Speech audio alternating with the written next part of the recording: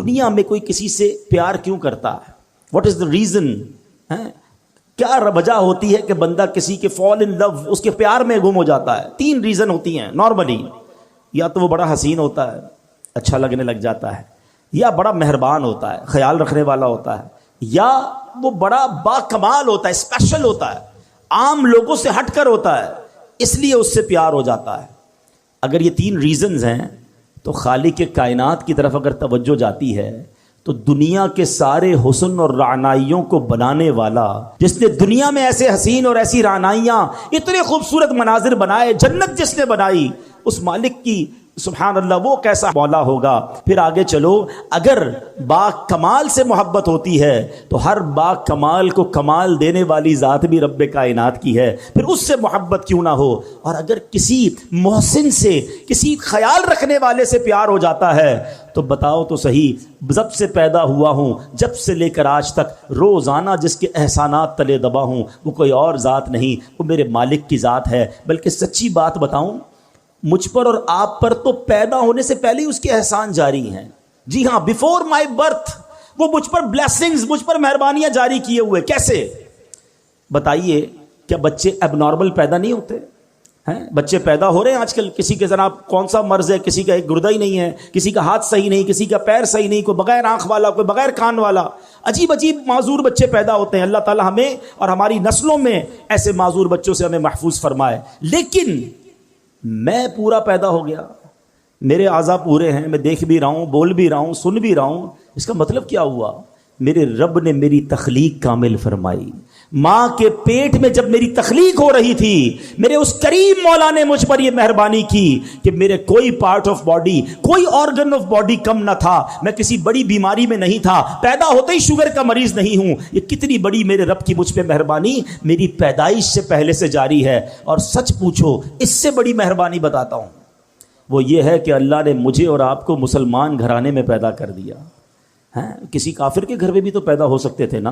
روز بچے پیدا ہو رہے ہیں، کوئی کس مذہب والے کے یہاں پیدا ہو رہا ہے، کوئی کس مذہب والے کے لیے پیدا ہو رہا ہے. میں نے کیا کمال کیا تھا؟ میرا کیا ایسا کمال تھا کہ اللہ نے مجھے مسلمان گھرانے میں پیدا کیا. سب سے پہلی آواز جو میرے کانوں نے سنی وہ اللہ اکبر کی اذان سنی، کیونکہ جب میں پیدا ہوا مسلمان گھرانے میں تھا تو میرے کان میں اذان دی گئی. بتاؤ، یہ شروع سے مہربانیاں رب کی جاری ہیں. تو اگر کسی مہربان سے محبت کی جاتی ہے تو پھر اللہ سے سب سے زیادہ ہمیں محبت ہونی چاہیے. قرآن جس سورت سے شروع ہوتا ہے، سبحان اللہ، آج بات کریں گے سورہ فاتحہ، ویری فرسٹ سورہ آف قرآن. اس کا مقام نزول کیا ہے؟ اکثر علماء کے نزدیک سورہ فاتحہ مکہ مکرمہ میں نازل ہوئی. امام مجاہد رحمۃ اللہ تعالی فرماتے ہیں کہ سورہ فاتحہ مدینہ منورہ میں نازل ہوئی. اور ایک قول یہ بھی ہے کہ سورہ فاتحہ 2 مرتبہ نازل ہوئی، ایک مرتبہ مکہ پاک میں، دوسری مرتبہ مدینہ منورہ میں. اچھا، اس میں آیات، کلمات اور حروف کی تعداد کیا ہے؟ اس سورت میں 1 رکوع ہے، 7 آیتیں ہیں، 27 کلمے ہیں اور 140 حروف ہیں، 140 حروف ہیں. سورہ فاتحہ کے اسماء بہت سارے اس کے نام ہیں، اور اس کی وجہ کیا ہے؟ سورہ فاتحہ سے قرآن پاک کی تلاوت کی جاتی ہے، شروع کی جاتی ہے. اسی سورت سے قرآن پاک لکھنے کی ابتدا کی جاتی ہے، اس لیے اسے فاتحۃ الکتاب یعنی کتاب کی ابتدا کرنے والی بھی کہتے ہیں، اوپننگ بک ہو گئی. اچھا، اس سورت کی ابتدا الحمدللہ سے ہوئی. اسی مناسبت سے اسے سورہ حمد یعنی وہ سورت جس میں اللہ تعالیٰ کی حمد بیان کی گئی یہ بھی کہتے ہیں. سورہ فاتحہ قرآن پاک کی اصل ہے، اس بنا پر اسے ام القرآن اور ام الکتاب بھی کہتے ہیں. کیا بات ہے! اور آگے چلتے ہیں. یہ سورت نماز کی ہر رکعت میں پڑھی جاتی ہے، اور یہ سورت 2 مرتبہ نازل ہوئی ہے. اس وجہ سے اسے السبع المثانی یعنی بار بار پڑھی جانے والی یا ایک سے زائد مرتبہ نازل ہونے والی 7 آیتیں کہا جاتا ہے. اچھا، دین کے بنیادی امور کا جامع ہونے کی وجہ سے سورہ فاتحہ کو سورہ کنز، سورہ وافیہ، سورۃ الکافیہ بھی کہتے ہیں. سبحان اللہ. اچھا، شفا کا باعث ہونے کی وجہ سے اس سورت کو سورۃ الشفا اور سورۃ الشافیہ بھی کہتے ہیں. اچھا، دعا پر مشتمل ہونے کی وجہ سے سورۃ الدعاء، سورۃ السؤال، سورۃ المناجات بھی سے. کتنے نام ہیں سورت کے، اور اتنی مختصر سورت ہے. اور ناظرین، ابھی آپ نے اس کے فضائل سن لیں. یقین کریں، آپ فضائل پڑھیں گے نا یا سنیں گے تو آپ کا جی چاہے گا جب مجھے موقع ملے میں نے سورہ فاتحہ پڑھ لوں. اچھا، عرب لوگوں میں نے یہ دیکھا، آپ کو بھی ہوا ہوگا اتفاق کہ وہ بات بات پر مل کے کہتے ہیں فاتحہ پڑھیں. تو فاتحہ دعا میں بار بار پڑھنا اور کسی نیت کے ساتھ پڑھنا، سبحان اللہ، یہ بڑا اچھا معمول ہے.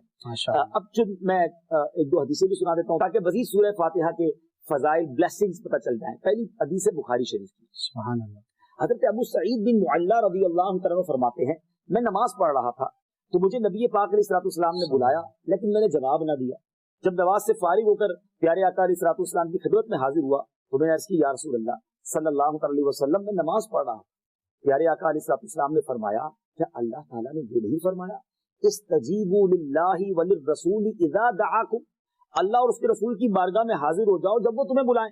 پھر ارشاد فرمایا کیا میں تمہیں تمہارے مسجد سے نکلنے سے پہلے قرآن کریم کی سب سے عظیم سورت نہ سکھا دوں؟ سب سے عظیم سورت. پھر آپ علیہ الصلوۃ والسلام نے میرا ہاتھ پکڑ لیا. جب ہم نے نکلنے کا ارادہ کیا تو میں نے عرض کی حضور آپ نے کچھ فرمایا تھا تو کہ میں ضرور تمہیں قرآن مجید کی سب سے عظمت والی سورت سکھاؤں گا. تو نبی پاک نے فرمایا وہ سورت الحمدللہ رب العالمین ہے، یہی 7 مثانی اور قرآن عظیم ہے جو مجھے عطا فرمائی. یہ قرآن کی عظیم ترین سورت میرے آقا علیہ الصلوۃ والسلام نے فرمایا. بہرحال اس کے بہت سارے فضائل ہیں. جو لوگ بیمار ہیں، پریشان ہیں، ذرا غور سے سنیے. نبی پاک فرماتے ہیں کہ سورہ فاتحہ ہر مرض کے لیے شفا. اب سورہ فاتحہ پڑھ کے کسی مریض پہ دم کر دیں، اپنے اوپر دم کر دیں، مریض خود پڑھ لے، پانی پہ دم کر کے پی لیں تو انشاءاللہ امراض سے اس میں شفا ہے. ٹاپکس بہت سارے ہیں اس کے، ایک دو عرض کر دیتا ہوں. اس سورت میں اللہ تعالیٰ کی حمد و ثنا کا بیان ہے، اللہ تعالیٰ کے رب ہونے، اس کے رحمان الرحیم ہونے، نیز مخلوق کے مرنے کے بعد دوبارہ زندہ کیے جانے اور قیامت کے دن ان کے اعمال کی جزا ملنے کا ذکر ہے. صرف اللہ تعالیٰ کے عبادت کے مستحق ہونے اور اسی کے حقیقی مددگار ہونے کا تذکرہ. تو ماشاءاللہ سورہ فاتحہ کی کیا بات ہے. میں بھی نیت کروں اور آپ بھی نیت کریں کہ جب جب موقع ملے گا، میرا خیال ہے 2 منٹ لگتے ہیں بالکل فاتحہ پڑھنے میں، آسانی سے پڑھ سکتے ہیں، یاد بھی ہوتی ہے، بچے کو یاد ہوتی ہے تو کیوں نہ اس کا ورد کرتے رہا. سبحان اللہ. مجھے اپنی اور ساری دنیا کے لوگوں کی اصلاح کی کوشش کرنی ہے انشاءاللہ عز و جل. حدیث قدسی ہے کہ جب میں اپنے کسی بندے کے بدن یا اس کے مال یا اس کی اولاد کی طرف کوئی سختی بھیجوں پھر وہ صبر جمیل کے ساتھ اس کا استقبال کرے تو قیامت کے دن مجھے اس سے حیا آئے گی کہ میں اس کے لیے میزان قائم کروں یا اس کا نامہ اعمال کھولوں. اللہ فرما رہا ہے مجھے حیا آئے گی کہ اپنے بندے سے اب کیا حساب لوں. جب آزمائش بھیجی تھی تو اس نے صبر کیا تھا، اس نے شکوہ نہیں کیا تھا. خدا کی قسم میں آپ سے پوچھتا ہوں میرا کوئی نقصان ہو جائے اور قیامت کے دن میرا نامہ اعمال نہ کھولا جائے، مجھے اللہ کی بارگاہ میں حساب نہ دینا پڑے، مجھے بتاؤ یہ دنیا کے حساب نقصان کی کیا حیثیت ہے اگر ادھر بخشا جائے. سنو تو صحیح، رب فرما رہا ہے کہ مجھے حیا آتی ہے کہ اس کے لیے میزان قائم کروں یا اس کا نامہ اعمال کھولوں. ارے یہ ساری دنیا کی دولت، یہ ساری دنیا کی آسائش ایک طرف، اگر قیامت کے دن حساب کتاب میں آسانی مل جائے، اللہ بلا حساب جنت میں داخل کر دے، اس سے بڑھ کر کوئی نعمت نہیں. مگر آج افسوس یہ ہوتا ہے کہ اگر کسی پر امتحان آتا ہے وہ اس امتحان میں فیل ہو جاتا ہے. اس حدیث میں ایک لفظ استعمال ہوا صبر جمیل کے ساتھ. اب یہ بھی بڑا مسئلہ ہے کہ لوگوں کو یہی نہیں پتا کہ صبر جمیل ہے کیا. لوگ کہتے تو بہت ہیں اللہ پاک آپ کو صبر جمیل عطا فرمائے. اب اس سے پوچھو بھائی صبر جمیل کی تعریف کیا ہے تو پھر تعریف نہیں پتا ہوتی. یہ کسی جمیل بھائی کا صبر نہیں ہے کہ جس کو صبر جمیل کہا جاتا ہے. صبر جمیل کی تعریف سمجھو. علماء کہتے ہیں کسی مصیبت زدہ اور غیر مصیبت زدہ کو برابر میں دیکھو مگر دونوں میں کوئی فرق نظر نہ آئے.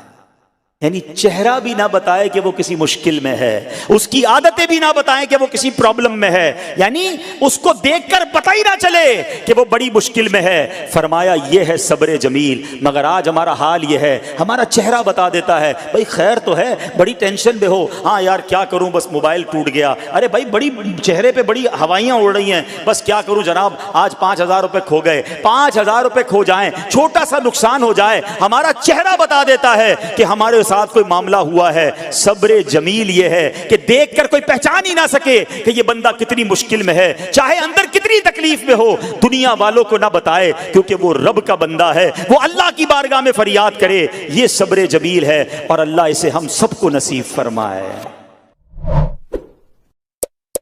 ایک بار دیکھ لے ساری زندگی ان کے حسن و جمال کے جلووں میں گم ہو جاتا ہے. جی ہاں وہ آقا جن کا آپ نے بھی اور میں نے بھی کلمہ پڑھا ہے صلی اللہ تعالیٰ علیہ وسلم، وہ دکھتے کیسے تھے، وہ نظر کیسے آتے تھے، ان کا حسن کیسا تھا۔